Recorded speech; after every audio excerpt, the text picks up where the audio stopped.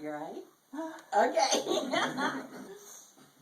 A pounding broke the silence. As if severed by cold, hard metal, our hands were separated. What's that? Oh my God, the baby, I whispered coarsely from the back of my throat. With a push to my shoulders, Ray guided me into Sean's room and instructed, "Stay here until I return. Don't come out under any circumstances," he said sharply, and closed the door. That shocked me out of a trance-like state that my mind and that St. Pauli girl beer and that nighttime breeze heavily scented with gardenia and the sound of the breaking waves had eased me into. Thank God the baby stayed asleep. As my eyes were adjusting to the dark, I pressed my ear against the bedroom door.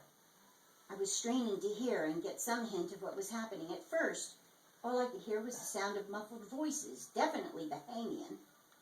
At one point, I thought I understood some patois, and then back to English. Cocaine? Guns? Bricks?